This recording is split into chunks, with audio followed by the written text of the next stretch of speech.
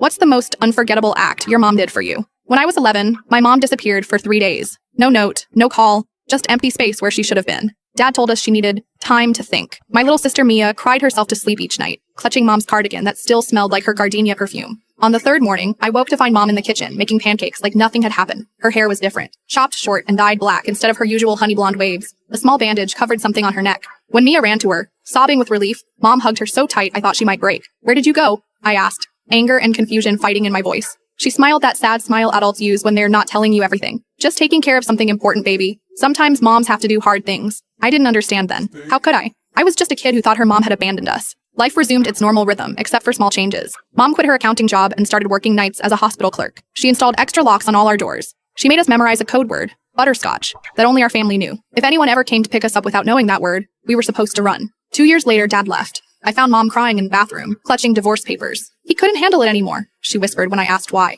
The fear, the looking over our shoulders. I still didn't understand, but I hated seeing her broken like that. So I stepped up, helping with Mia, cooking dinners, becoming the second adult in the house at 13. We moved 3 times in 5 years. Each new apartment further from our old neighborhood. Each time Mom would say, "Fresh start, girls. Isn't this exciting?" But her eyes would scan every room for exit routes. When I turned 16, she gifted me a pocket knife. Not exactly sweet 16 material. "Keep it with you, always," she insisted. "And remember, if anything ever happens to me, there's a letter in my dresser under the false bottom." That night, I finally confronted her. "Mom, what are we running from? Who are you afraid of?" She sat on my bed, fingers tracing the scar on her neck I'd never been allowed to ask about. "Before you were born, I testified against a very dangerous man. Put him away for 20 years. Her voice was steady, but her hands trembled. "He had friends on the outside who swore they'd make me pay. When you were 11, I received word he'd found us. The 3 days you disappeared," she nodded. "I met with witness protection. They offered to relocate us all. New names, new lives. Your father refused. Said he wouldn't live in fear forever." Her eyes met mine. "But I would do anything to keep you girls safe, even disappear. So you went alone," I whispered, finally understanding. "You changed your appearance.